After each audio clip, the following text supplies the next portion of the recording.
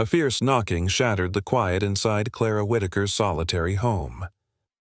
"Please, my boy is sick." A man's voice broke through the blizzard. When she pulled back the curtain, icy wind clawed at the glass, and she saw a broad-shouldered stranger beneath the porch light, snow plastered to his coat, clutching a little boy flushed red with fever. The child's weak cough barely carried through the storm. Clara's fingers tightened around the lock. Every instinct told her to bolt the door and turn away. Instead, heart pounding, she reached for the handle. She thought she was simply opening her front door. She had no idea she was opening the next chapter of her life. This fictional story is a reminder that sometimes one act of courage can change everything. We're Rememory Stories, and we're glad you're here. The wind howled like something wounded and wild against the windows of the small house on Cedar Hollow Road. It had been building for hours, starting as a low moan through the pine trees at the edge of the property and growing into something fierce and relentless. Now the storm had turned the world outside into a blur of white and black, the kind that made the walls feel thin and the darkness feel personal. Clara Whitaker sat in her armchair by the fireplace with a mug of chamomile tea growing cold on the side table. She was a practical woman, with strong hands and steady eyes the color of winter bark. She lived alone in the house her parents had built, a 2-bedroom craftsman on several acres at the edge of Harlan County, Kentucky. She had never married, a fact her mother had mourned openly and her father had respected quietly. She had her work, her garden, her neighbors scattered across the hills, and she had always told herself that was enough. Tonight, though, the loneliness felt heavier than usual. She had the local emergency weather broadcast playing low on the battery-powered radio in the kitchen, the announcer's voice steady and calm. Snow was piling up deep, and all roads in the county were closed. Travel was strongly discouraged. Clara had heard it several times already. She turned the volume down and listened instead to the fire and the wind and the silence that lived between them. Then came a pounding on the front door, sharp, frantic, desperate, the kind of knocking that does not apologize for itself. Clara was on her feet before she knew she had moved, the chamomile tea forgotten. Her hand found the iron fireplace poker leaning against the stone hearth, and she gripped it without thinking. An old instinct from living alone in a rural county where the nearest neighbor was a half-mile of gravel road away. The pounding came again, harder now. "Please," the man's voice was ragged and rough. "My boy is sick. He needs help." She pressed herself against the wall beside the door, her heart slamming in her chest. A man in a blizzard with a story. Her mind went somewhere dark, somewhere she did not want to go but could not stop. Some time back she had opened the same door to a man who said his truck had broken down at the bottom of the hill. He had seemed harmless, ordinary, apologetic. She had let him use her phone and offered him coffee while he waited for a friend he claimed was coming. When she returned with her father's old road atlas, he was gone, and so was the emergency cash she kept in a green jar on the kitchen counter and her grandmother's silver brooch from the dish by the front door. The county sheriff had shrugged. No surveillance out there, probably a transient. These things happen. She had felt foolish for a long while afterward. Foolish and angry and ashamed. She had replaced the lock and bought a security light for the porch. She told herself she was smarter now, tougher, less naive. "Please." The man's voice cracked open on the word, raw and breaking. "His fever is real bad. Please, I don't know what to do." And then she heard it. A cough. Small, wet, exhausted. The cough of a child who had been coughing for a while and was running out of strength for it. Clara closed her eyes for 1 second. Just one. She moved to the side window and pressed her face close to the cold glass, trying to see through the frost and the dark. The porch light she had installed cut a yellow circle through the falling snow. In that circle stood a man, broad through the shoulders, his jacket soaked through, his hair plastered flat against his head. He was turned slightly sideways, and she could see what he was holding against his chest. A boy, bundled in a coat that was good, but not good enough for this kind of cold. The child's head rested on the man's shoulder, and even through the glass and the wind, Clara could see the boy's face was flushed deep red. She watched them for a long moment. The man was not looking toward the window. He was looking down at his son, One hand pressed flat against the boy's back, murmuring something she could not hear. Whatever he was saying, it was not for her benefit. Nobody performing a trick paid that much attention to the child when they thought no one was watching. Clara's grip on the poker tightened, then loosened. Her mother's voice came to her clear as a bell from years in the past. From the kitchen of this very house, from a morning when Clara had told her mother she no longer felt safe trusting strangers after a difficult experience with a neighbor who had taken advantage of her goodwill. "Clara Ann," her mother had said, not looking up from the biscuit dough she was working, "the day you let one bad person close your heart to everyone else is the day that bad person wins twice. Don't give him that satisfaction." Clara looked at the boy's flushed face through the frost. She walked to the door. She undid the deadbolt, put the chain on first, opened the door the few inches the chain allowed, and held the poker where the man could see it. "Step back where I can see both of you clearly," she said, her voice even and firm. "Both of you in the light." The man stepped back immediately, no hesitation, no argument. He shifted so the porch light fell full on him and on the boy. His face was unshaved for a couple of days, and his eyes were dark with exhaustion and something deeper.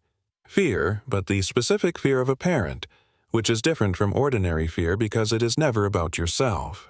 "My name is Thomas Reed," he said, his voice rough. "This is my son, Caleb. We went off the road a couple miles down the hill. The car's in a ditch. Caleb has been running a fever since this morning, and it's getting worse. You're the only light I could see." Clara looked at the boy. Caleb's eyes were half open, glazed with fever. His small hands curled against his father's chest. His lips were dry and cracked. His breathing had a quality Clara recognized from years of volunteering at the county health clinic. Shallow and fast, the way breathing gets when a fever has been climbing too long. She looked back at the man. She unhooked the chain and opened the door. "Get inside," she said. "Both of you quickly." The cold hit her like a wall of ice as Thomas Reed came through the door. He moved carefully, watching where he stepped, his whole body angled to protect the child against him. Snow fell from his jacket onto her entry floor. He was shaking with cold that had gotten down into the bone. "Thank you," he said, and his voice broke on the second word. "Don't thank me yet," Clara said, closing and locking the door behind them. She kept the poker in her hand, held low but visible. "Couch. Sit down. Don't touch anything. Don't move unless I tell you to. I have a phone and I will use it." Thomas nodded without argument and carried Caleb to the couch by the fireplace. He sat down slowly, the boy still in his arms, and adjusted him so his head was elevated, his breathing easier. Every motion was careful and deliberate, the practiced handling of a father who had carried this child 1,000 times before. Clara stood across the room and watched them both. The fire crackled. Outside, the storm continued its argument with the trees. The radio murmured softly from the kitchen. Caleb coughed again, smaller this time, more tired than the last. Clara put the poker down against the wall, not away, not out of reach, but down. "How long has he had the fever?" she asked, moving toward the kitchen. "Since around noon today," Thomas said. "We were driving down from Columbus to see my mother in the care facility on Route 7. Caleb wanted to see her before Christmas. We left late because of work, and the storm came in faster than the forecast said."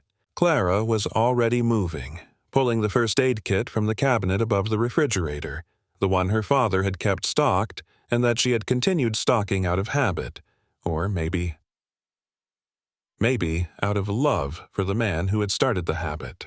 Thermometer, children's fever reducer she kept on hand because her neighbor Ruthie's grandkids visited every summer. Clean cloths, the blue plastic bowl she used for everything practical. She filled the bowl with cool water at the kitchen sink, not cold enough to shock, cool enough to help. When she came back to the living room, she set everything on the coffee table and crouched beside the couch. Caleb watched her with glassy eyes that held a child's weariness of strangers and also a sick child's strange passivity. "Hey there, buddy," she said softly. "My name is Clara. I'm going to help you feel a little better, okay?" Caleb looked at his father. "It's okay, pal," Thomas said quietly. "She's going to help." Caleb looked back at Clara and gave a small nod that was mostly exhaustion. She took his temperature, A high fever, but not the kind of high that sent you running into a blizzard with no options. That told her something good about Thomas Reed. He had not panicked unnecessarily. He had tried to manage this properly, but had been overtaken by circumstances. She measured out the correct dose of children's fever reducer based on the weight she estimated for Caleb, and watched him swallow it with the care and patience of an experienced nurse. Though she was neither experienced nor a nurse in any official way, she had simply spent decades paying attention. She dampened the cloth and laid it gently across Caleb's forehead. He sighed, a small, involuntary sound of relief. "Thank you," Thomas said again, and this time his voice was steadier. "I didn't know what else to do. I could see the light from your house, and he was getting worse, and I just—" "You did the right thing," Clara said, not looking up from Caleb. "You did what any good parent would do." She said it matter-of-factly, not as comfort, but as a statement of fact, and she felt rather than saw Thomas's shoulders release some of their held tension. She stood up and met his eyes directly. "Now, tell me the whole story, Mr. Reed. All of it." The power went out soon after. Clara had expected it. The transformer at the top of Cedar Hollow Road had been failing for a while, and a storm like this would finish the job. She had candles already positioned on the mantelpiece and both end tables. They were lit and burning within seconds of the outage. Her emergency lantern went on the kitchen counter. The house contracted around the warm circle of firelight and candlelight and became a different kind of space, smaller and more honest. In that honesty, Thomas Reed told her his story. He had grown up in Harlan County, the son of a coal miner and a school bus driver. He had been the first person in his family to graduate from a 4-year college, a fact his parents had celebrated with a pride that still made him emotional to describe. He had gotten a degree in mechanical engineering, worked for a manufacturing company in Columbus for several years before striking out on his own, and had built an industrial parts company called Ridgeway Precision from the ground up over the past several years. He had been married for some time to a woman named Rebecca, who had died from an aggressive form of breast cancer a couple of years ago when Caleb was little. "It's been just the two of us since then," Thomas said. His voice had the flat, careful quality of someone who had learned to talk about devastating things without letting them reopen every time. "My mother is the only grandparent Caleb has left.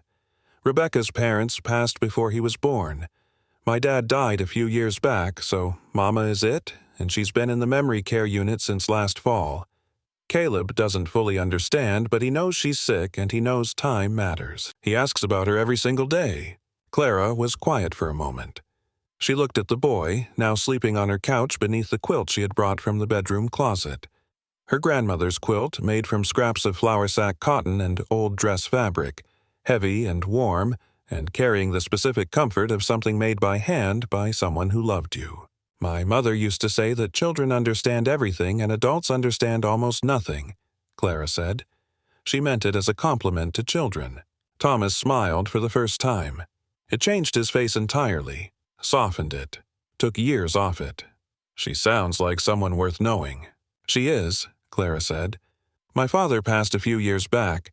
My mother is still with us, lives about an hour east of here, which I'm grateful for every day. This house was theirs before it was mine. They built it when I was little." They fell into a quiet that was different from the silence of strangers. The fire settled with a low pop.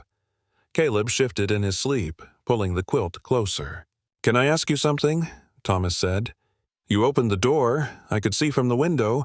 You watched us for a while before you decided, and I could tell when you opened it that you were scared. Not scared the way people get about a storm, but scared the way people get when something has happened to them." He paused. "You didn't have to open it. A lot of people wouldn't have." Clara considered him for a moment. "No, a lot of people wouldn't have." She picked up her tea, cold now, and held it anyway for the warmth of the ceramic against her palms. "Some time back, I let a man in who claimed to have broken down at the bottom of the hill. He stole from me. Not a lot in the grand scheme of things, but things that mattered. My grandmother's brooch. Cash I had been putting aside." "I'm sorry," Thomas said simply. "It made me hard for a while," Clara said. "I don't mean hard in a dramatic way, just closed. Like I stopped being the person my parents raised and started being someone smaller, someone who made decisions from fear instead of from values. She looked at Caleb. Then I heard him cough. A young boy changes the calculation. It wasn't just that he was a child. Clara said carefully. It was what I saw through the window. You weren't watching the house. You weren't watching me trying to see if your story was working. You were watching him, talking to him. The whole time you were waiting, you were completely focused on him. That's not something a person performs. That's something a person is. Thomas looked at her steadily. I want you to know you were right to be careful. What happened to you before, that was real harm. Your caution made sense. My mother would say that too, Clara said. And then she'd say that caution is not the same as being closed. One protects you. The other just makes you lonely. Caleb stirred and made a small sound, and both of them turned to him at once. He settled back without waking. In the firelight, the flush in his cheeks had eased slightly. The fever reducer was beginning to work. Tell me about Rebecca, Clara said. It was a direct question, perhaps too direct, but Clara had never been skilled at the kind of sideways approach to conversation that some people preferred. Thomas did not seem to mind. If anything, he seemed relieved by directness. He talked for a long while, and Clara listened the way she had learned to listen, completely and without interruption, the way her father had listened to everyone who came to him with a problem, the way that makes people feel that what they are saying matters enough to receive someone's full attention. Rebecca had been a high school English teacher who believed that literature could save people from themselves. She had been funny in a dry, unexpected way and had refused to own a television because she thought it made people passive. She had taught Caleb to read early and had filled the house with books stacked in every room. She had made her own bread every Sunday morning and had been, in Thomas's words, the most genuinely good person he had ever met. When she got sick, she made me promise something, Thomas said, his voice low. She made me promise I would not let grief make me hard. She said she had watched her own father become bitter after his wife died, and she knew it had cost him years of living. She said, "Whatever you do, Thomas, stay open. Stay available to people. Don't close off." He paused. "I've tried. I don't always manage it, but I've tried." Clara reached over and refilled his coffee cup from the carafe on the table, an automatic gesture of hospitality that was also, without her quite planning it, a gesture of something warmer than hospitality. "You're doing fine," she said, going by the evidence. By the time the night had deepened, Caleb's fever had come down. He woke briefly, disoriented, his eyes searching for his father with the urgent single-mindedness of a child who needs to confirm that the most important person in his world is still present. "Right here, pal," Thomas said immediately, leaning forward, his hand finding Caleb's forehead. "I'm right here." Caleb's eyes found him and relaxed. Then, with the decisive efficiency of childhood, he closed them again and returned to sleep. Clara watched this exchange and felt something move through her that she had not felt in a long time. Not longing exactly, though there was an element of that, more like recognition, like watching something she had always believed in made visible. She heated soup from a can, chicken and rice, and brought it to Thomas on a tray without asking if he wanted it. He ate it with the focused attention of someone who had not eaten since morning and only now realized it. "You don't have to keep watch over us," he said. "You can sleep. I'll be here with him." "I'll sleep when I sleep," Clara said. "I'm fine." She settled back into her armchair with a fresh cup of tea and her library book, a mystery novel she had been working through for a while. She did not read much of it. Mostly, she sat in the warm circle of firelight and listened to the storm and watched a father watch his sleeping son and thought about her mother and her father and the house they had built for her before she was old enough to need it and what it meant to be given shelter. Outside, the snow kept falling. Inside, the fire kept burning. And somewhere in the space between those two facts, the last of Clara Whitaker's closed places began quietly and without ceremony to open. She woke in the armchair to winter light and the smell of coffee. For a moment, the strangeness of it, the smell of coffee that she had not made in the house where she had always been alone, landed on her with a jolt that brought her fully upright before she was fully awake. Then memory returned, and she oriented herself.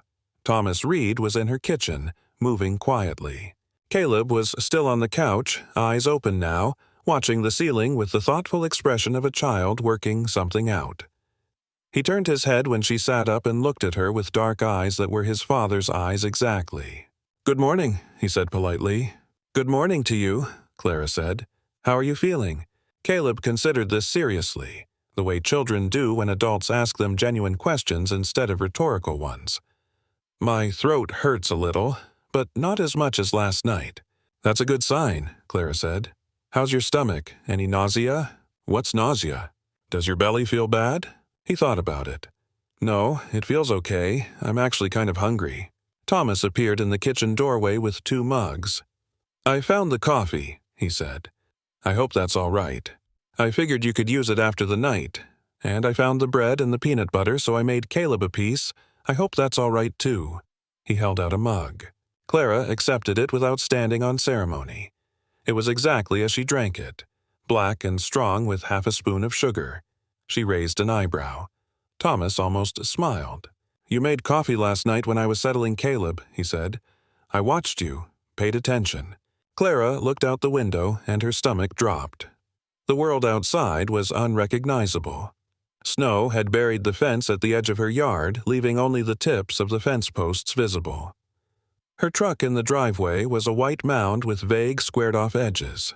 The road, what had been the road, was simply gone, replaced by a continuous white field stretching in both directions.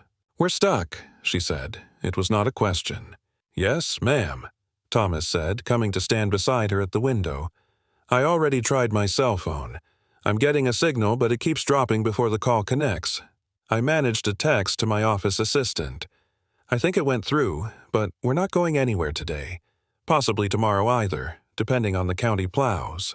He said it quietly, watching her face for her reaction. She could tell he was braced for frustration or resentment. The fact that he was braced for it without being defensive about it told her something about his character. "All right," she said. "Then we make the best of it." She took Caleb's temperature after breakfast. It was still elevated, but improved, and his energy was visibly better.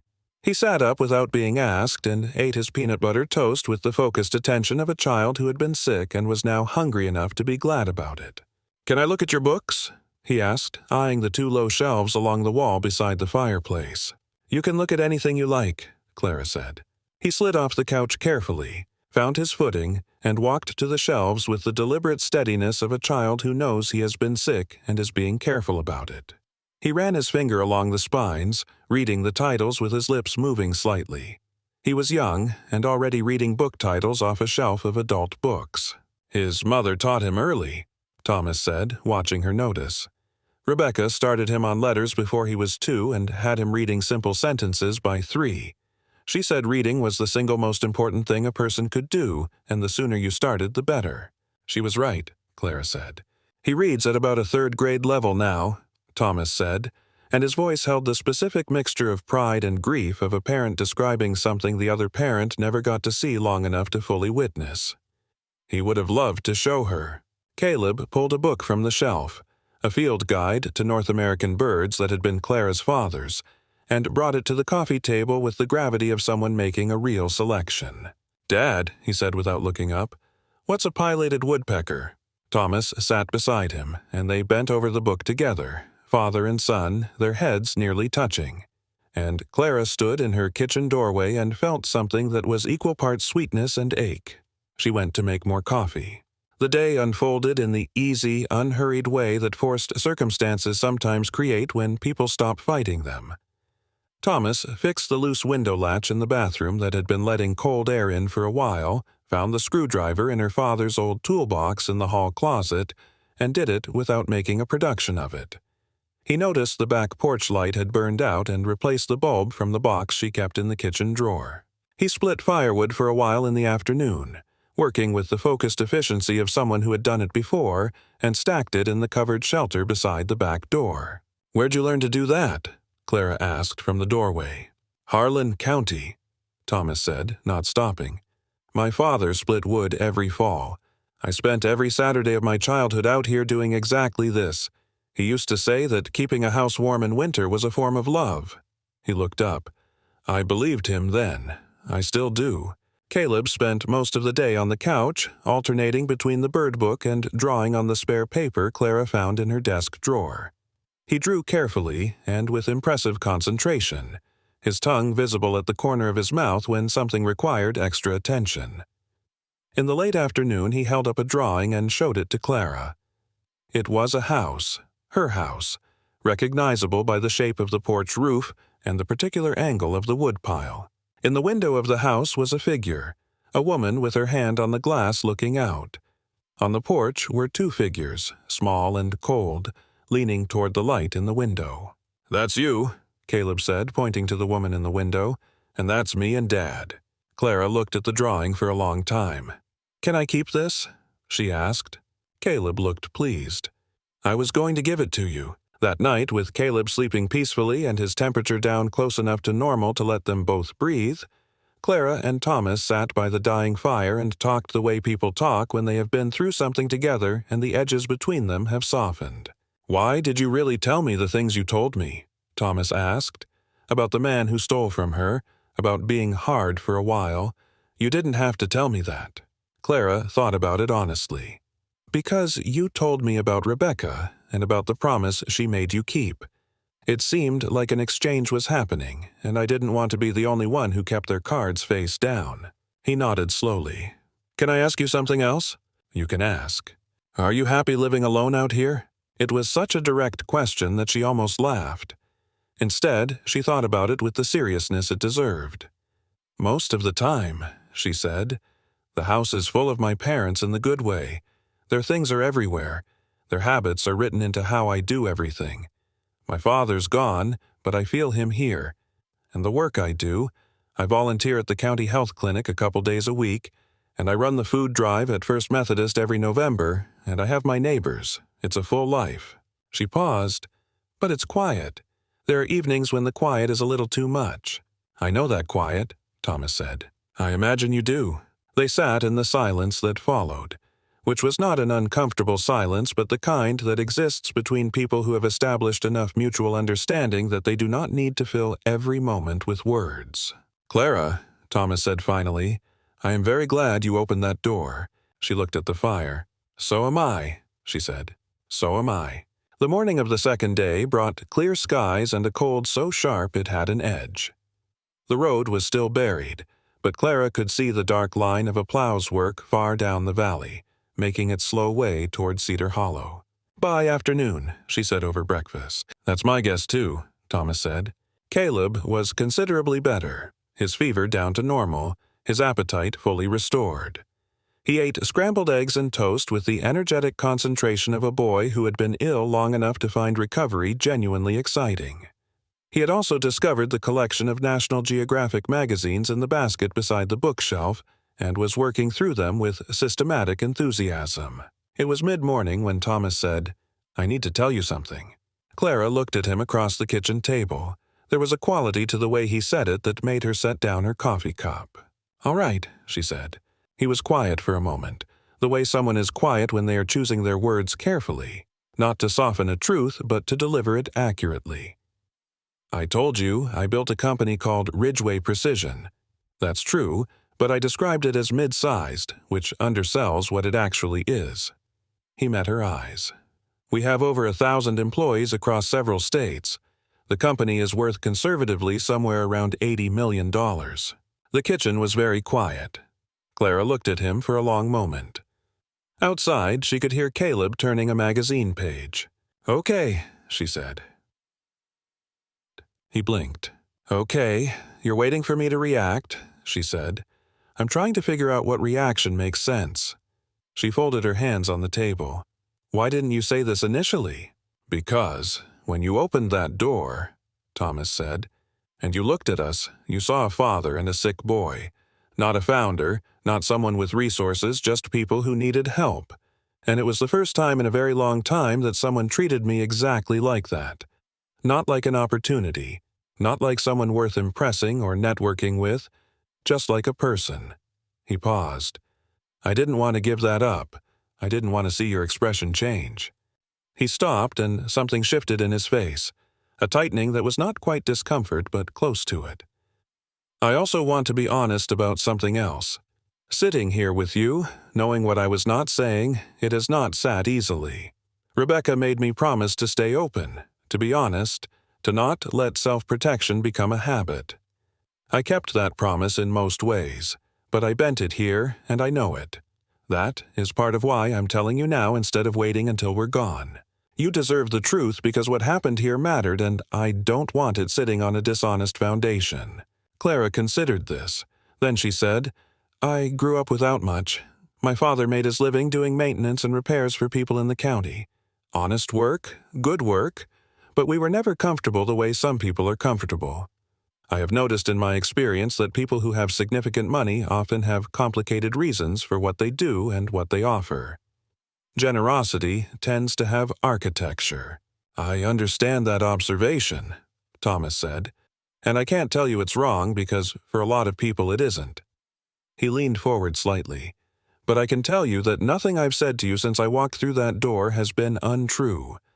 I am a father with a sick son who went off a road in a blizzard and knocked on the nearest door.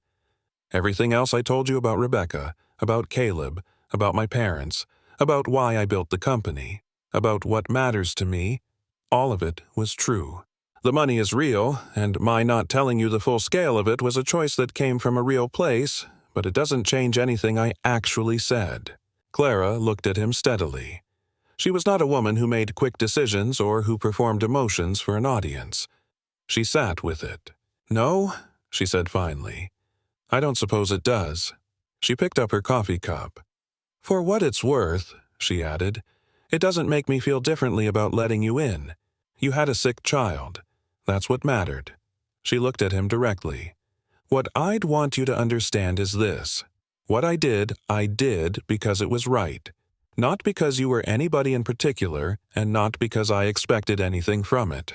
That's the only thing I'd ask you to respect. I do respect it, Thomas said. More than you know. It's actually part of why I told you. Because what happened here deserves honesty, and you deserve to know who you were honest with. The plow came through later that afternoon, the sound of its engine grinding its way up Cedar Hollow Road. Clara watched it from the window, and something about the sight of it created an unexpected tightening in her chest. The end of an interruption, the return of ordinary life. Caleb appeared at her side, watching the plow too. We have to go soon, don't we? He said it not quite as a question. I'm afraid so, sweetheart, Clara said. Your grandmother is waiting for you. Caleb was quiet. Then he said, I don't want to forget this place. You won't, Clara said. Places like this stay with you. He turned and looked at her with Thomas's dark eyes. Will you still be here if we come back? The directness of it, the pure, guileless sincerity of a young boy asking a real question, hit her somewhere that surprised her. I'll be here, she said. Sometime later, on a morning that smelled like mud and new grass, Clara's world began to come apart. Not all at once the way catastrophes announce themselves in movies, but in the quiet, incremental way that real hardship tends to arrive. One reasonable-sounding phone call at a time. The first call came from her supervisor at the county health clinic. The clinic had lost its federal grant. Not reduced, eliminated, budget restructuring at the federal level. They had enough to operate through the end of the month. After that, no one honestly knew. Clara put her oatmeal down on the counter and looked out the window at the field behind the house, the soft ground where her mother's garden had been on visits. All right, she said. Thank you for calling me. She sat at her kitchen table and did the kind of thinking that requires complete stillness and a willingness to see things clearly without softening them. The clinic work had not been her income. It had been her reason to get up in the morning shaped into a schedule, the place where she had learned over several years of volunteering that she was genuinely useful to people, that her particular way of paying attention to others had real value. Losing it felt less like losing a job and more like losing a definition of herself. But the events that followed in the next couple of weeks stripped away the practical ground beneath her feet as well. Her part-time position at the county extension office ended with a brief and impersonal phone call. The county had reduced its budget. Positions were eliminated, hers among them. The woman on the phone was apologetic in the practiced way of people who have made many calls exactly like this one, and have learned to be sorry without being personal about it. The rental income from the narrow storefront on Main Street that her parents had left her, occupied for years by a hair salon whose owner Clara had known since they were both young women, ended when that owner called one evening and cried through most of the conversation. She had been struggling. She was closing. She was sorry. She was so sorry. 3 income streams, gone in a short span. Clara was not a person who panicked easily. She had her father's temperament, which was to assess a situation accurately and then work with what was real rather than what she wished were real. She sat with the numbers for a full day before she permitted herself to feel them fully. When she did, they were not good. The property taxes on the house were due soon. The roof on the eastern side had needed attention for a while, and she had been postponing it because other things had felt more urgent. Her truck needed new rear tires before summer. Her savings would carry her through the next couple of months if she was severe about it, but severe meant cutting things that felt like cutting away parts of herself. She stopped buying the good coffee, the kind in the paper bag from the shop in town. She started buying the canned kind from the grocery store clearance shelf. She reduced her dinner portions and told herself it was better for her health, which was a lie she recognized as a lie even while she told it. She did not sleep well. She woke in the small hours and lay in the dark running calculations. She already knew the answers to the numbers grinding against each other the same way every time. She did not tell anyone. That was the part that cost her the most. She had always been the one who showed up, the one who ran the food drive, the one who brought casseroles to neighbors after funerals, the one who arrived. The idea of becoming the one who needed arriving to was something she could not make comfortable no matter how many times she turned it over. She thought about Thomas Reed more than she intended to. Not with any particular hope attached to the thinking, just the way you think about someone who has seen you clearly and been seen by you in return. He had left his business card on the kitchen counter the morning they drove away, cream-colored navy lettering. She had put it in the drawer with her important documents without quite deciding whether that meant something or whether she simply could not bring herself to throw it away. She had told him clearly when he offered, "If there is ever anything you need." She had interrupted him before he finished and said there won't be. She had meant it when she said it. The morning she finally broke was in spring. She had been awake since the small hours. She had not eaten a real dinner the night before, just crackers and the last of a jar of peanut butter, scraping the sides because the jar was nearly empty, and she had been telling herself for several days she would go to the grocery store and had not gone because going meant spending money she did not have enough of. She sat down at the kitchen table with 4 envelopes she had been avoiding for a week. The property tax notice, an overdue bill from the roofing contractor she had finally called and then wished she hadn't, the electric bill, a letter from the county assessor's office that she had left sealed because the shape of the envelope told her something about what was inside. She opened them one by one. Each one was exactly as bad as she had known it would be. She set them in a neat row on the table. She looked at them. She looked at her hands, which were resting flat on either side of the envelopes, and noticed they were not trembling. They were just still, the stillness of something that has run out of the energy required for trembling. Her chest felt like it was filled with something heavy and slow. Not grief exactly, though there was grief in it. More like the specific exhaustion of a person who has been holding something up for a long time and has finally admitted to herself and to no one else that she cannot hold it any longer. She thought about calling her neighbor Ruthie. Then she thought about what Ruthie's face would look like, the particular kind of sympathetic concern that would settle into it. And the thought of receiving that look made something behind her breastbone contract so hard she had to press one hand flat against her chest for a moment. She thought about calling her supervisor from the clinic. Her supervisor had her own troubles. Everyone had their own troubles. That was the problem with needing help. Other people's lives were already full of what they needed to manage. She looked at the envelopes on the table, and then she looked away from them, at the window, at the green spring morning that was beautiful and entirely indifferent to her circumstances. She thought about her father, about how he had worked every day of his adult life with his hands, fixing things for people who could afford to call someone and for neighbors who couldn't, and had never once complained about either category. Because in his view, working was a form of dignity, and dignity was not something you put a price on. She thought about how he would feel if he knew she was sitting at his kitchen table with property tax notices and an empty pantry and no plan. She thought he would be heartbroken, and then she thought he would tell her to stop sitting there being heartbroken and figure out the next step. She pulled the drawer open. The business card was where she had left it. Exactly where she had left it, because she had opened this drawer approximately once a week for some time and looked at it and closed the drawer again. Cream-colored navy lettering. Thomas Reed, Ridgeway Precision, a phone number in Columbus. She looked at it for a long time. Her throat felt tight in a way that was different from the tight feeling of held-back crying. It was the tightness of a person who is about to do something that costs them something real. Not money, not time, something older and harder to replace. Her pride. The specific pride of a woman who had taken care of herself since she was young, who had never asked for anything she had not earned, who had built her sense of herself around being the person who gave rather than the person who received. She thought about calling and immediately thought about all the reasons not to. He was a busy man.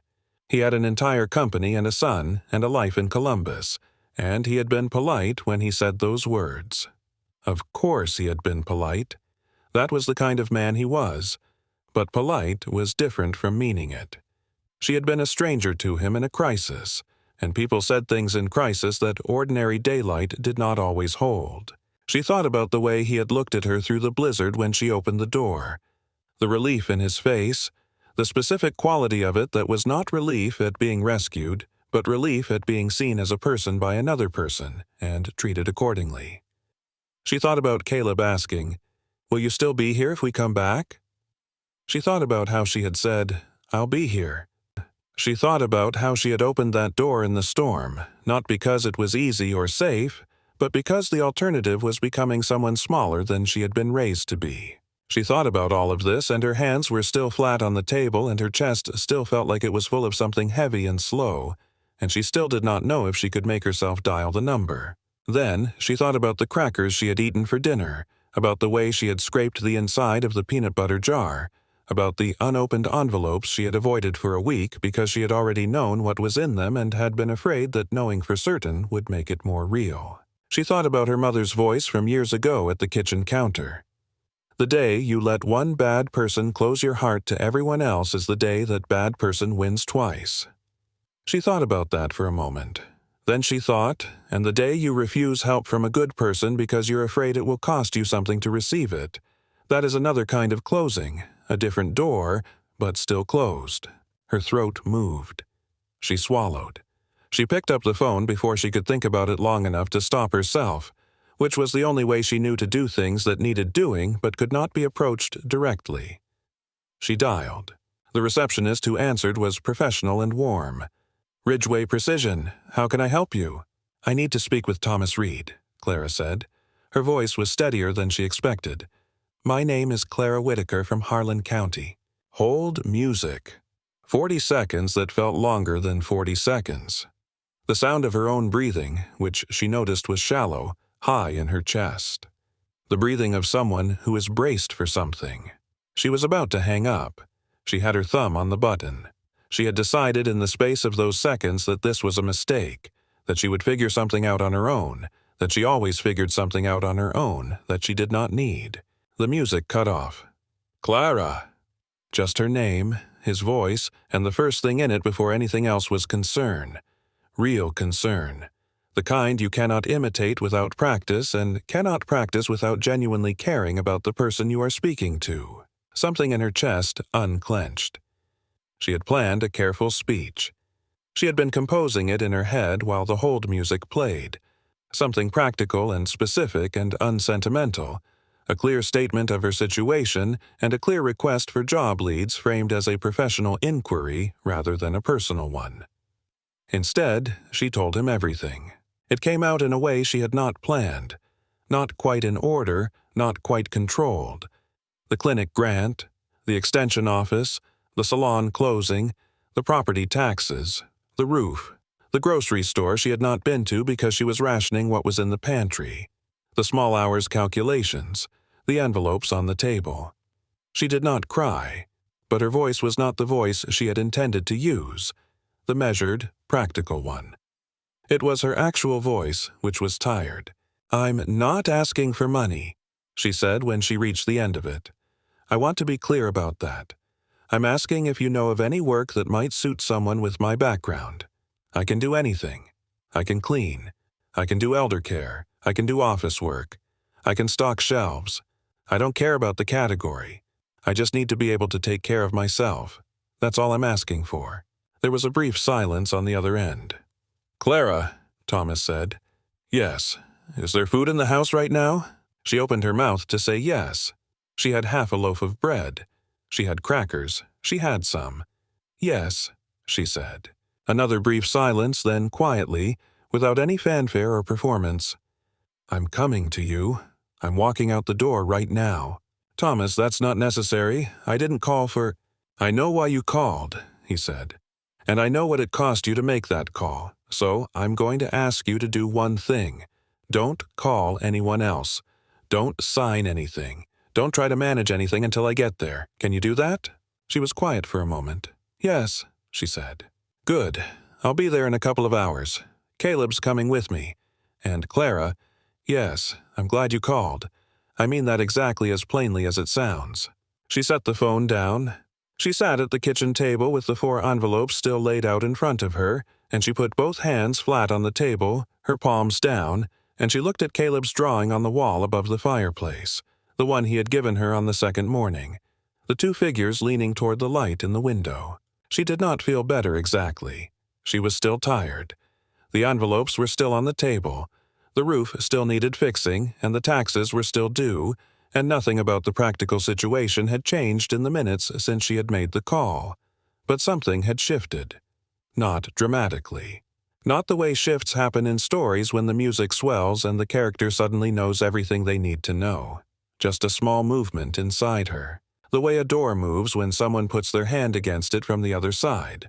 Not open yet, just no longer sealed. She had been afraid that asking for help would make her smaller.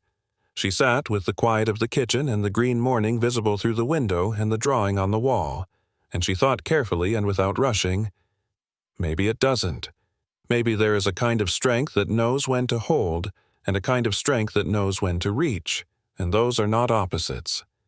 Maybe her mother had understood that all along, kneading biscuit dough at the same counter in this same light. She was still tired. Her shoulders still felt like they were carrying weight. She had not been able to sit down.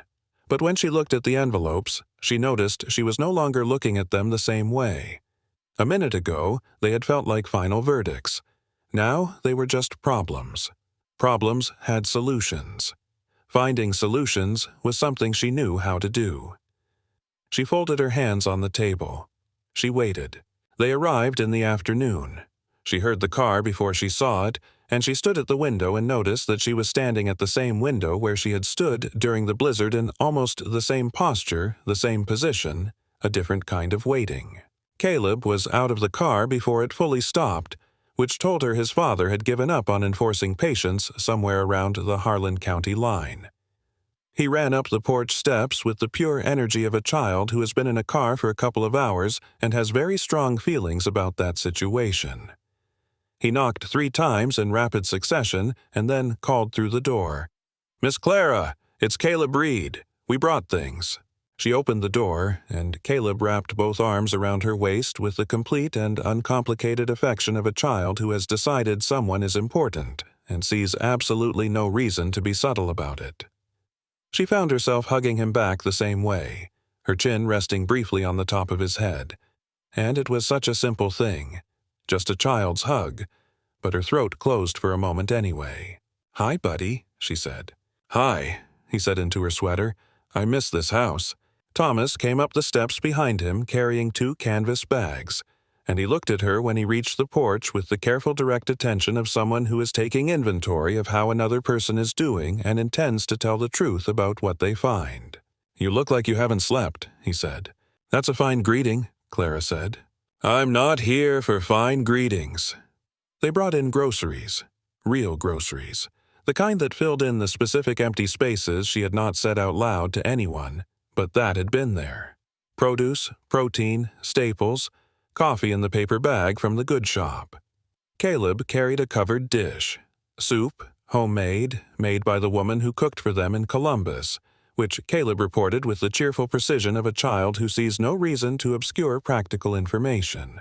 Clara unpacked the bags alongside them and did not say anything about the fullness of her pantry shelves when they were finished, and Thomas did not say anything about it either, which was its own form of kindness.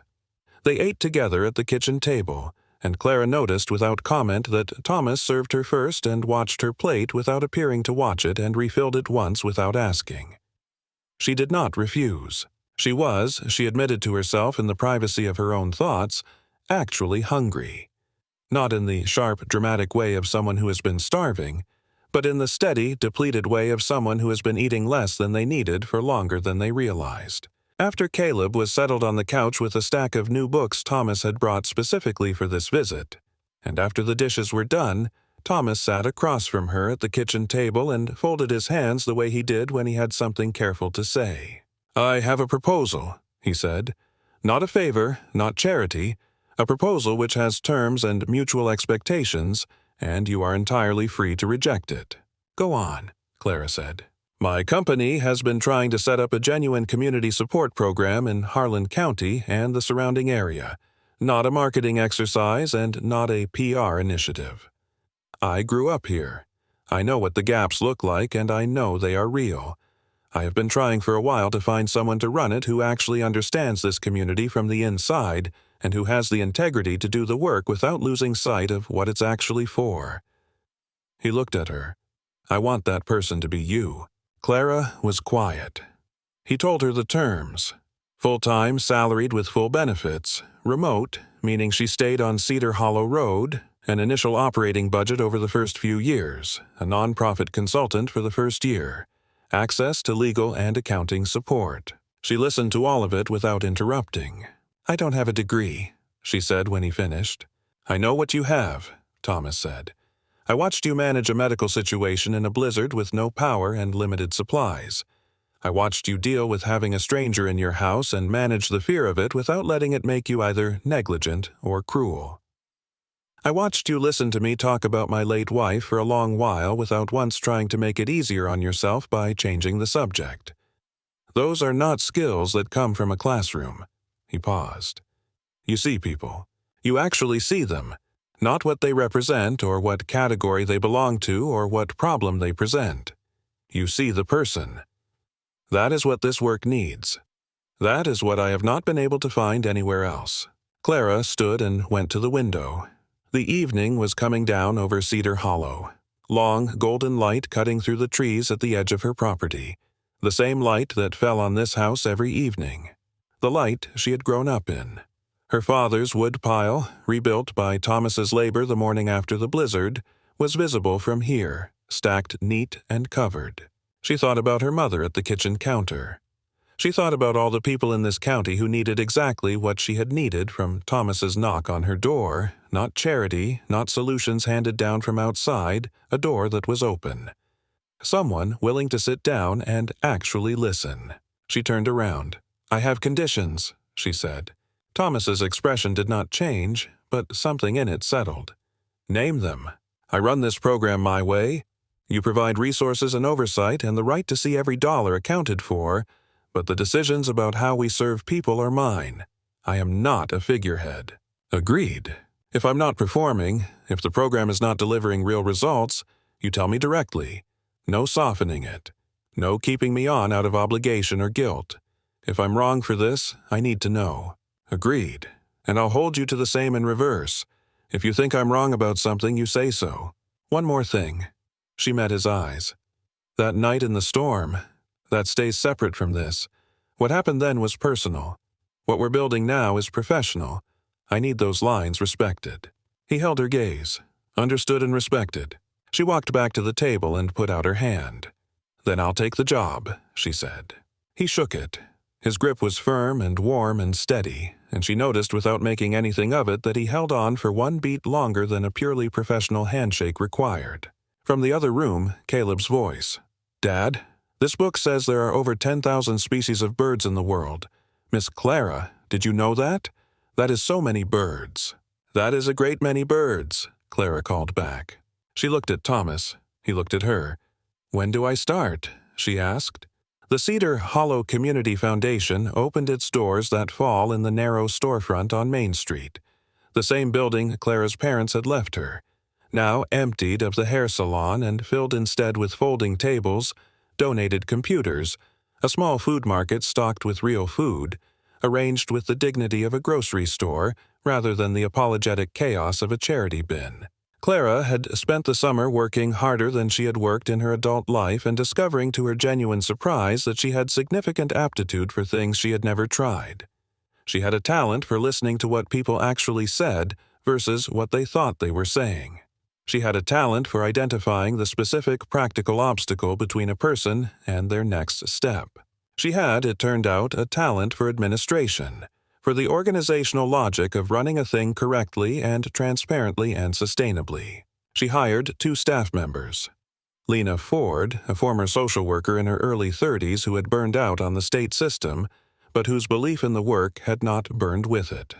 Clara recognized something in Lena on the day she interviewed her, the same quality she recognized in anyone who had genuinely tried to help people inside broken structures and had left not because they stopped caring, but because caring without resources had finally cost them too much.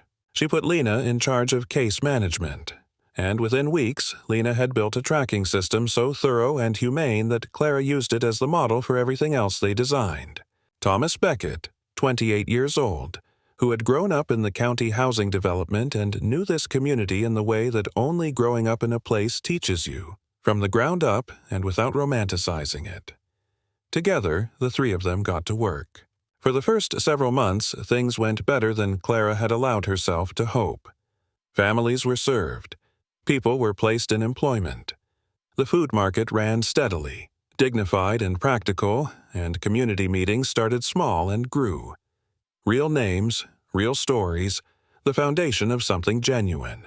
Thomas visited once a month and sat in the back of meetings and said nothing unless asked, which Clara appreciated more than she told him. Caleb came twice during school breaks and both times reorganized something that had not needed reorganizing, which also turned out to be genuinely useful. Then, exactly 1 year after the blizzard, a county fiscal court member named Robert Graves published his first letter to the editor. Clara read it one morning and felt the cold move through her before her mind had entirely processed the words. Graves was a man who had been, she had gathered from local knowledge, the primary financial backer of every county politician for the better part of 2 decades. Programs existed or did not exist in Harlan County largely based on whether Robert Graves had decided they should. Nobody had asked his permission here. The letter questioned the foundation's funding, questioned her qualifications, used the phrase "no formal training" twice and "no college education" once, stopped just short of explicit accusation, but created in the space between its sentences the clear implication of something improper. Within a week, he had given a television interview. He used the word "questionable" 4 times. He was careful about the facts because he understood that implication was more durable than accusation, harder to disprove, easier to sustain. 2 businesses that had been providing internship placements called to pause their participation, pending clarification of the situation, they both said, which was the language people used when they were not comfortable saying the true thing out loud. Clara handled each phone call with the composure she had been taught by her father, who had always said that you did not argue in the heat of the thing, because the heat of the thing was when you made mistakes. You waited until you were clear about what you actually wanted to accomplish, and then you acted from that clarity instead of from the feeling. But the feeling was there. Thomas found her one afternoon staring at her computer screen and came to stand beside her desk without saying anything for a moment. "You okay?" he said finally. "I've been better," she said. "What he's doing," Thomas said carefully, "it's not about you. You know that, right? Graves decides what gets built here. Nobody asked him about this one. That's the whole issue. It's affecting us either way," Clara said. "Yes," Thomas said, "but there's a difference between understanding what it is and deciding how to respond to it." She looked at him. He was young and had lived a version of this community's experience that she had observed from the outside and he had lived from the inside. And she had come to understand over the past several months, a particular kind of intelligence that expressed itself not as cleverness, but as clarity. "What would you do?" she asked. He sat down across from her. "I'd invite him here, publicly. A community meeting. Invite him to bring his questions to the people we've actually helped, not to lawyers or consultants or spokespeople, to the actual families. Let them answer." "He won't come." Clara said. "Doesn't matter. The invitation is the point," Thomas said. "Whether he comes or he refuses, the story is the same story. He either shows up and faces the people he's questioning, or he doesn't show up and everyone knows why." Clara looked at him for a moment. Then she picked up the phone and called Thomas Reed. She explained the situation accurately and without embellishment. Thomas listened without interrupting. "What do you need from me?" he asked when she finished. "Nothing except patience," she said. "I'm handling this my way. I wanted you to hear it from me first. What's your plan?" She told him. There was a brief silence on the other end, the kind that follows when something lands as expected. "That's a good plan," he said. "Thomas came up with it." She heard something that might have been a quiet laugh. "Good. Let me know if anything changes." She wrote the invitation herself, formally, publicly, in a letter submitted to the same county newspaper that had printed Graves's original letter. She invited him to attend the community meeting and to bring his questions directly to the people the foundation served. She offered to make all financial records fully public as an ongoing matter of transparency, regardless of his response, because transparency was not something she offered under pressure, but something the program had practiced from the beginning. He did not come, but dozens of people did. And a woman named Helen Vance, who had been unemployed for a long time before the Foundation's job training program helped her find work at the regional hospital, stood up and said in a voice that was quiet and entirely certain, "I want to know which degree on which wall has more to do with helping people than sitting down and actually listening to what they need." Because that's what happened here. Someone listened. That's the only qualification that matters. The regional news ran a follow-up story. The angle had shifted. Graves did not disappear. Opposition rarely does. But it became what opposition becomes when it is met with transparency and results and real people willing to speak for themselves. Background noise manageable. Thomas Reed had been at the back of the room the whole time. She had not known he was coming. She found him afterward standing outside in the January cold, his collar turned up against it. "How long have you been here?" she asked. "Since the beginning," he said. "I stayed in the back. You could have said something." "This was yours to handle," he said. "I was here if you needed me. You didn't." Clara looked out at the street, the quiet winter evening, the last of the attendees disappearing into their cars. "I'm glad you were here anyway," she said, not looking at him. He was quiet for a moment. "I'm glad I was here too," he said. Some months into the Foundation's operation, on a Thursday afternoon in late winter, Clara was in her office reviewing grant applications when the call came from Thomas.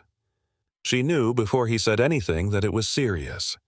She had learned over the past several months the specific quality his voice took on when he was managing something difficult. The slight additional precision in his word choice. The careful evenness that was different from his ordinary calm. "I need to tell you something that is going to be hard to hear," he said. "And I need to ask you to hear all of it before you react." "All right," she said. She set down her pen. He told her the Ridgeway Board of Directors had voted to withdraw the company's financial backing from the Foundation effective at the end of the quarter. The Graves coverage had generated concern among shareholders. The board had decided the program represented reputational risk without sufficient reward. Clara sat very still while he spoke. She felt the information arriving in her body before her mind had fully processed it. A heaviness in her chest. Her hands, which had been resting on the desk, went still in a way that was different from ordinary stillness. "That's 8 weeks," she said. "Yes." She was quiet for a moment, running numbers she already knew. "Without the backing, we have 3 months of operating reserve at current levels. After that, significant cuts. Lena and Thomas both." "I know," she said. Her voice was flat. "I know," he said again. "So what are you actually calling to tell me?" And there it was again in this second pause, the same thing she had heard the first time she called him. That particular quality of relief when someone asks the right question, the sense that he had been waiting to be asked directly. He told her about the private foundation, his personal assets independent of Ridgeway, millions over several years guaranteed. Lena and Thomas protected. The program continuing. She listened. She did not speak for a moment after he finished. "You're betting everything on this working," she said. "I'm betting on you," he said. "There is a difference." The community meeting was the following Tuesday. The room was packed, people standing against the walls and crowded in the back. Clara stood in front of all of them and told the truth. All of it, the board decision, the reduced budget, the private foundation, the plan. She answered every question, including the hard ones. When she did not know something, she said so. When she had an answer, she gave it without softening it. At the end, Thomas stood up. He did not usually speak in community meetings unless he had something specific to offer. The room went quiet in the way rooms go quiet when someone unexpected rises. "I've been doing this work for several months," he said. "Before that, I grew up in this county being told by every system that was supposed to help me that I was a category, a statistic, a challenge to be managed." He looked at Clara steadily. In the time working for Clara Whitaker, not one time, not once, has she used the word challenge when she meant person.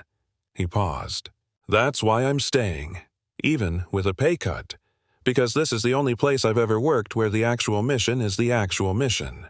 The room was quiet for a moment. Then Helen Vance started clapping.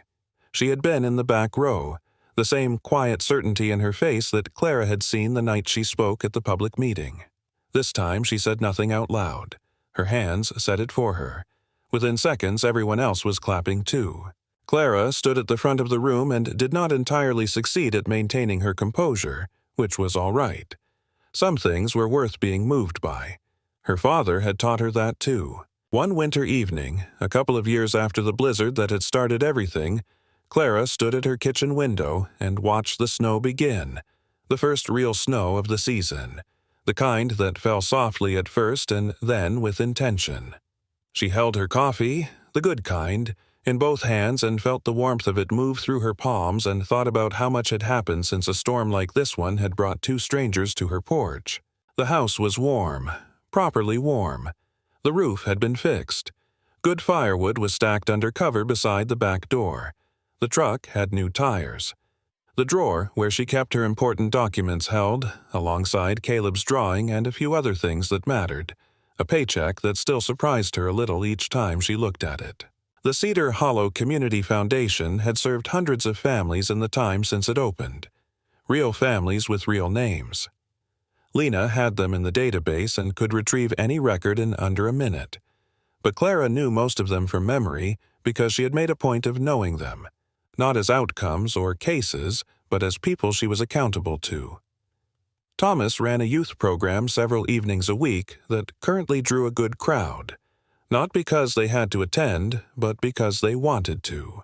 Helen Vance's daughter had been accepted to the University of Kentucky, the first in their family.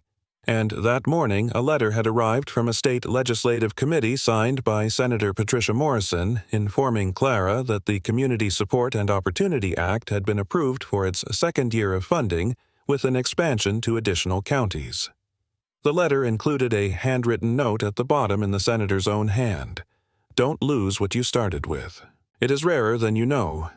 Clara had read it twice and put it in the drawer.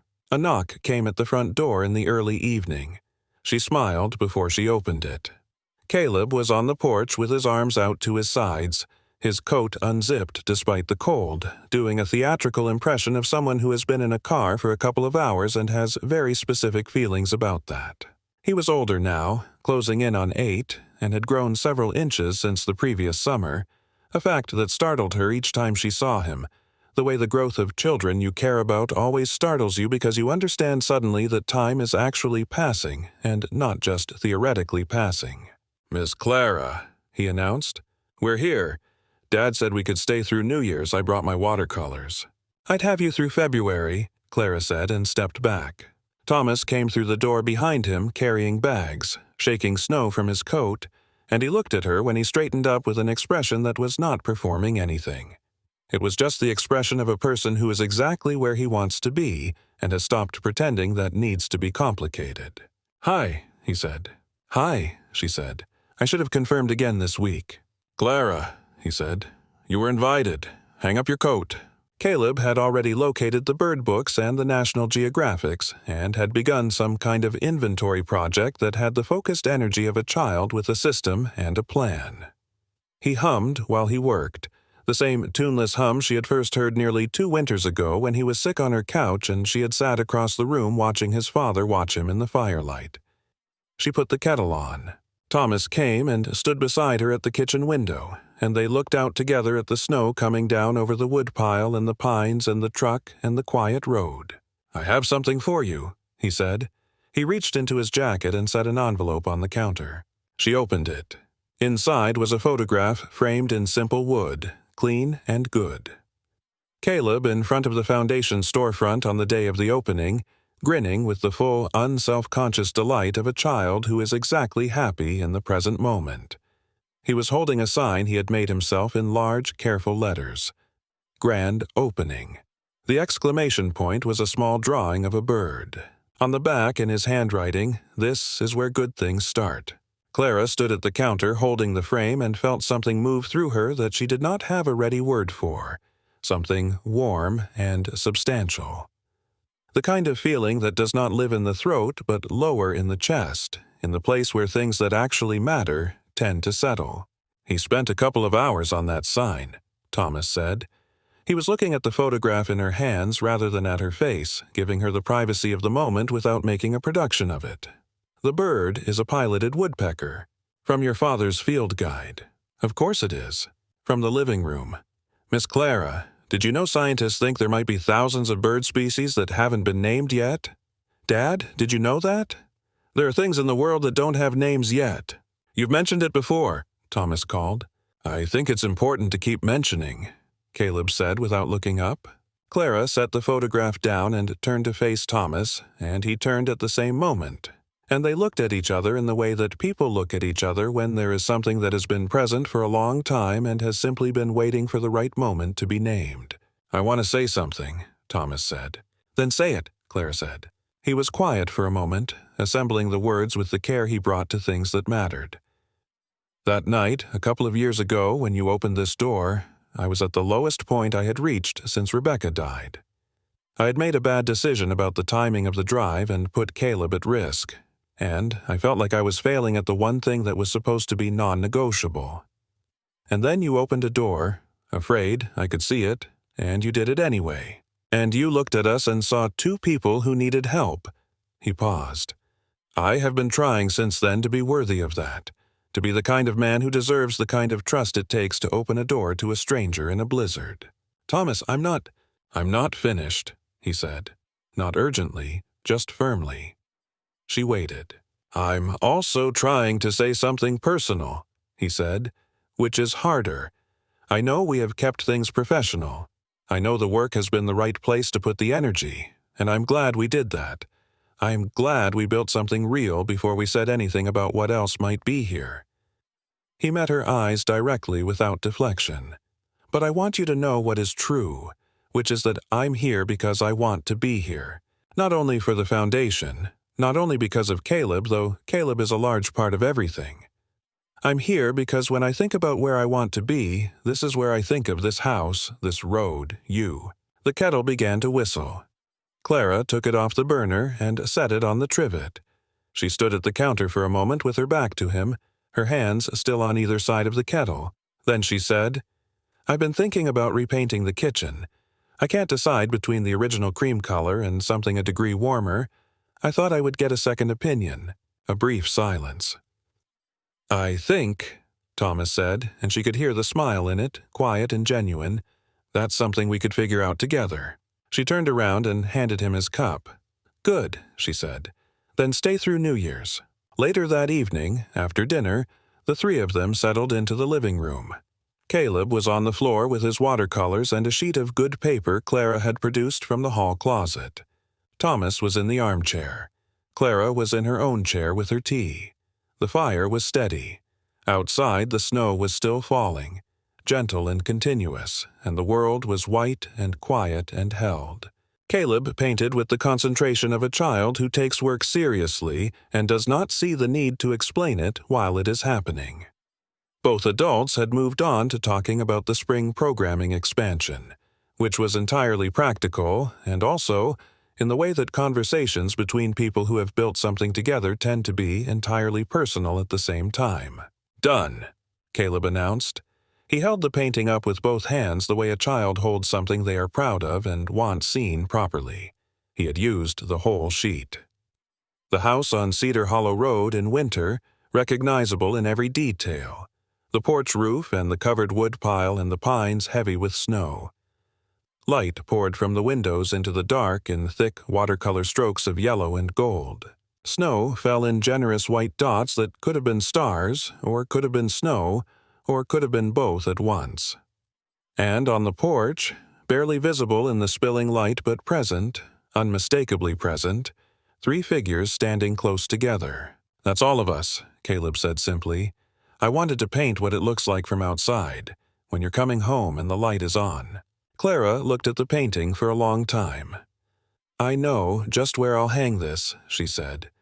She put it on the wall beside the first drawing, the pencil sketch from the morning of the second day of the blizzard. 2 small figures leaning toward the light in a window nearly 2 years apart. The same house, the same light, and, in the second one more figure standing in it. She stood back and looked at both of them together, side by side in the lamplight. Outside, Cedar Hollow Road was white and silent.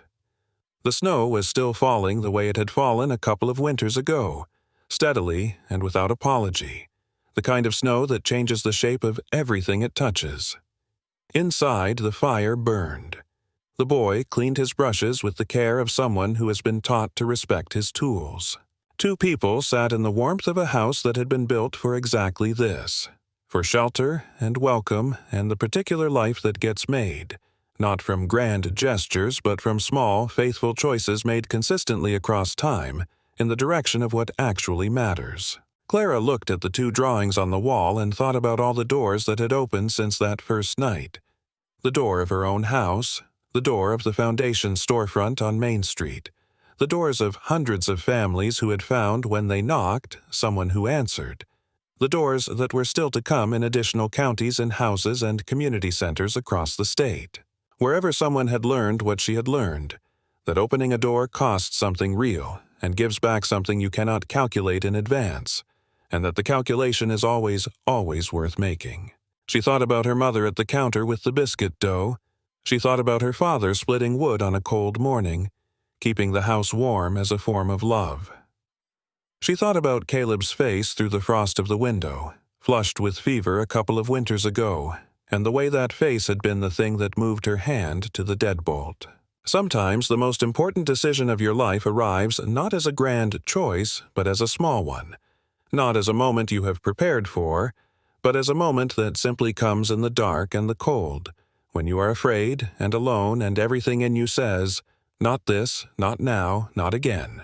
And you open the door anyway, not because you are certain, not because you are unafraid, but because you are the person your parents raised, and they raised you to understand that kindness is not something you do when it is easy.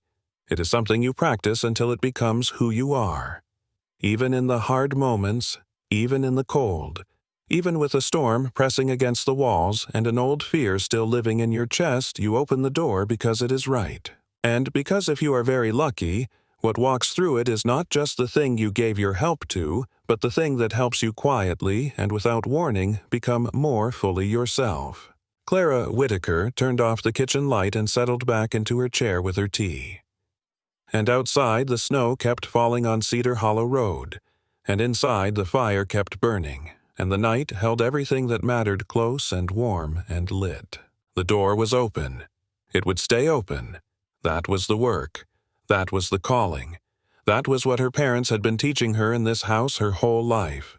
She was only now beginning to understand the full length of it. Sometimes the moments that change our lives don't arrive with warning. They come quietly, disguised as a simple choice. A door opened, a hand offered, a stranger trusted.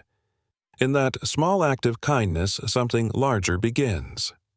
Connection, hope, and the reminder that we are never meant to face life completely alone. Compassion has a quiet way of moving forward, touching more lives than we ever realize, including our own. And maybe that's the true power of kindness. It changes the giver just as much as the one who receives it. In the soft glow of the firelight, Clara Whitaker discovered one of life's most beautiful truths. The greatest changes often begin with the smallest, scariest acts of kindness. When she opened her door that stormy night to a frightened father and his sick little boy, she didn't just offer them shelter. She cracked open her own heart, which fear had slowly sealed shut after years of betrayal and loneliness. What followed was nothing short of miraculous. That single decision not only helped a struggling family find safety and hope, but eventually saved Clara when her own world began to crumble under loss and hardship. It taught her that real courage isn't the absence of fear. It's choosing to be open anyway, trusting that one generous moment can ripple outward in ways you could never imagine. Kindness, she learned, has a quiet, almost magical power. It doesn't just change the lives of those who receive it, it transforms the giver too, creating space for healing, deep connection, fresh purpose, and even unexpected love. This story is a gentle reminder that we're never truly alone when we're willing to reach out and let others in. One open door can lead to an entirely new chapter you never saw coming, proving that compassion has the power to rewrite our stories in the most beautiful ways. If this tale touched something deep in your heart, please take a second to like and subscribe so we can keep bringing you more meaningful stories like this. And I'd love to hear from you in the comments. Have you ever taken a chance on kindness and watched it change your life in unexpected ways? Share your story below. We read every single one.